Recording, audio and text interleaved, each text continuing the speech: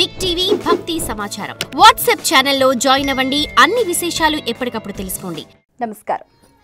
ఆండాళ్ తిరువలిగలే శరణం. 14వ పాసురం. స్నానం చేయటానికి నీవు అందరినీ మేల్కొల్పుతానని చెప్పి నీవే నిద్రపోతున్నావా, లేచిరమ్ము అంటూ కూడా ఆ గోపికలంతా కూడా పిలుస్తూ ఉన్నారు ఈ గోపికను. ఈ గోపికకున్న ప్రత్యేకత ఏమిటంటే ఊరు వారందరినీ కూడా ఒక తాటిపై నిలుపగల శక్తి సామర్థ్యాలు, మాట నేర్పుగల గోపిక అన్నమాట. మరి ముందు రోజు నువ్వు మాట ఇచ్చావు, మరి ఇంకా నిద్రపోతున్నావు, లేచిరా, మేమందరం కూడా లేచి వచ్చేసాము అని చెప్తారనమాట. అలాగే నీ పెరట్లో ఉన్న బావిలో నల్ల కలువలు ముడుచుకుపోయినాయి, ఎర్ర తామరలు విచ్చుకున్నాయని చెప్తారు. అలాగే కాషాయ వస్త్రాలు ధరించి తెల్లటి పళ్ళు వరుసతోటి ఆరాధన చేయటానికి, సాధన చేసుకోవటానికి కూడా ఆచార్యులంతా కూడా ముందుకు సాగిపోతూ ఉన్నారు. నీవింకా నిద్ర మేల్కొనలేదా ఓ లలనా అంటూ కూడా వారంతా కూడా ఆ గోపికను లేపుతూ ఉన్నారు. నీవు మమ్మల్ని లేపుతాను అని చెప్పి మాట ఇచ్చి నీవు మర్చిపోయావా, నీవు లేచిరమ్ము ఓ సుకుమారా, ఓ లలనా అంటూ కూడా మాట నేర్పుగలదానా అంటూ కూడా వాళ్ళు కీర్తిస్తూ ఉంటారు. నువ్వు మాట ఇచ్చావు, మర్చిపోయావు, నువ్వు మమ్మల్ని అందరినీ లేపుతాను, నీవే నిద్రపోతున్నావు అంటూ కూడా వాళ్ళు ఒక రకమైన భావనను వ్యక్తం చేస్తూ అక్కడ నిల్చొని ఉన్నారు. ఇంకా ఏమంటారు అంటే, శంఖ చక్రాలు ధరించిన ఆజానుబాహుడైన పుండరీకాక్షుణ్ణి మేమంతా కూడా కీర్తిస్తూ ఉన్నాము, నీవు కూడా మాతో పాటు కీర్తన చేయటానికి లేచి రావమ్మా అంటూ కూడా గోపికలు ఆ గోపికను మేల్కొల్పుతూ ఉంటారన్నమాట. ఆ గోపిక పేరు ఏంటనంటే తిరుప్పణి ఆళ్వార్ అన్నమాట. ఆ గోపికను మేల్కొల్పుతూ ఉంటారు. ఈ పాసురంలోని సారాంశం ఇది. అయితే ఇందులోని అర్థము, అంతరార్థము ఏమిటి అంటే కూడా ఎంతో చక్కగా ఉంటుంది.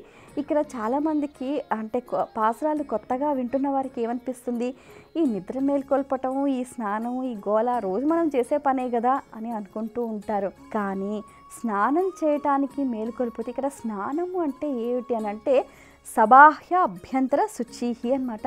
అంటే ఏంటి, బాహ్యంగా ఉన్న శరీరము నీటితోటి శుద్ధి అయితే భగవంతుని గుణగణాలను కీర్తన చేయటం వల్ల మన ఆంతరంగికం అనేది శుద్ధి అవుతుందన్నమాట. అది ఇందులోని తాత్పర్యం. అయితే ఇప్పుడు ఇందులో వారు ఏం చెప్తూ ఉంటారు, మాట నేర్పుగలదానా అని అంటూ ఉంటారు. అంటే ఈ గోపికని ఒక పదంతో వాళ్ళు కీర్తిస్తూ ఉంటారు. అంటే ఏంటి, ప్రతి ఒక్కరికి కూడా మాట నేర్పరితనం అనేది ఉండాలి అని చెప్తూ ఉంటారు.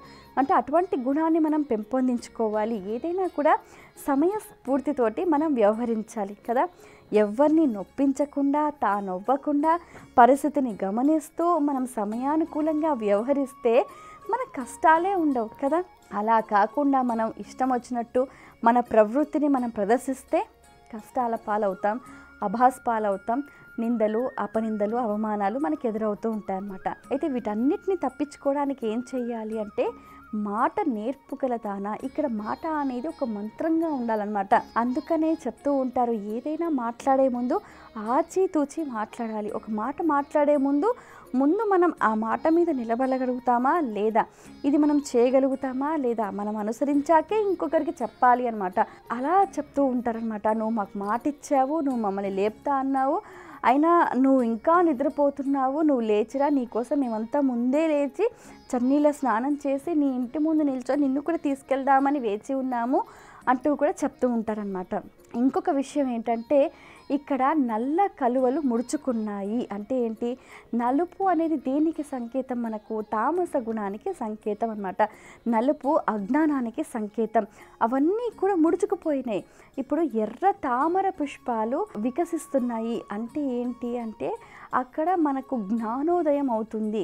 మరి ఆ జ్ఞానాన్ని అందించేవారు ఎవరు అంటే గురువులు అన్నమాట. వారు సన్యాసులు. వాళ్ళంతా కూడా లేచి ఎంతో చక్కగా ఆరాధన చేస్తూ, వారు అనుష్ఠానం చేస్తూ, వారి పనులలో నిమగ్నమై ఉన్నారు. నీవు ఇంకా నిద్రపోతున్నావా అని అంటే ఏంటి, అజ్ఞానంతో కూడుకున్న ఒక ప్రవృత్తిని నువ్వు ఇంకా కొనసాగిస్తూ ఉన్నావు. లేచిరమ్ము, జ్ఞానానికి మనం పెద్దపీట వేయాలి, ఆ జ్ఞాన సముపార్జన చేయాలి, ఆ జ్ఞాన సారాంశాన్ని మన జీవితానికి మనం అన్వయించుకోవాలి అని అంటూ కూడా ఎంతో చక్కగా ఆండాళ్ తల్లి ఇందులో సారాంశం.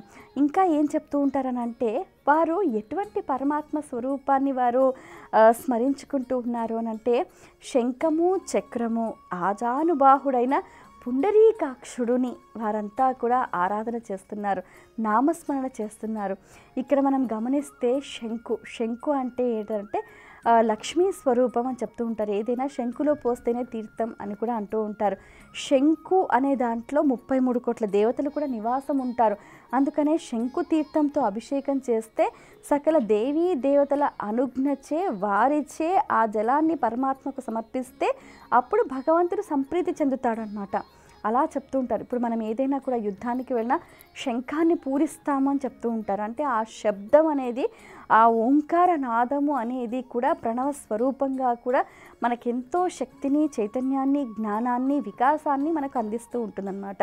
అలాగే ఇక్కడ చక్రం, ఇక్కడ సుదర్శన చక్రం అన్నమాట. ఆ సుదర్శన చక్రం అనేది దుష్ట శిక్షణ, శిష్ట రక్షణకు కూడా ప్రతీకగా నిలుస్తుంది. ఎంతోమంది రాక్షసుల్ని, ఎంతోమందిని కథన రంగంలో వాళ్ళందరినీ కూడా కాలరాసి ఎంతోమందికి కూడా అభయాన్ని అందించి ఎంతోమందికి అనుగ్రహాన్ని అందించింది ఆ సుదర్శన చక్రం. మరి ఆ సుదర్శన చక్రరాజమ అంటూ కూడా ఆ సుదర్శన చక్రాన్ని కూడా వీళ్ళంతా కూడా స్మరిస్తూ ఉన్నారు.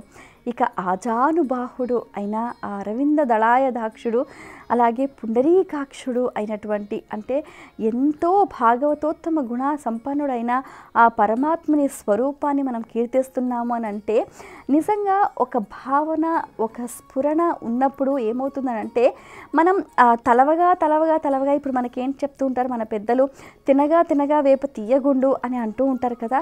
ఇప్పుడు మనం తలవగా ఆ గుణాలన్నీ కూడా మన తలంపులో అలా నిలిచిపోతాయి అన్నమాట. అంటే ఇప్పుడు భగవంతుడిని ఎంతో చక్కగా రూపనామ సంకీర్తన చేస్తూ ఆ తన్మయత్వంలో మనం ఓలలాడుతూ ఉన్నాం కదా. ఆహా స్వామి, నీవు ఎంత మంచివాడవయ్యా, మేము ఎన్ని పాపాలు చేసినా కూడా ఒక కారుణ్యంతో నీవు మమ్మల్ని కరుణిస్తూ, అనుగ్రహిస్తూ, దయ చూపుతూ మమ్మల్ని కమ్ముకొని ఉన్న మాయను కూడా నువ్వు తొలగిస్తున్నావు అంటూ కూడా వాళ్ళు కీర్తన చేస్తూ ఉంటారు. నిజంగా భగవన్నామ సంకీర్తన చేసేవారికి మాయ అనేది తొలగిపోతుందన్నమాట. ఒక జ్ఞానోదయం కలుగుతుందన్నమాట.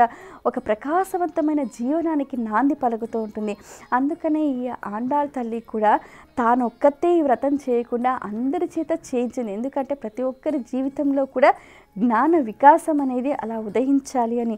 అందుకనే బ్రాహ్మీ ముహూర్త కాలంలో ఈ వ్రతాచరణకు వారంతా కూడా సంసిద్ధులయ్యారు.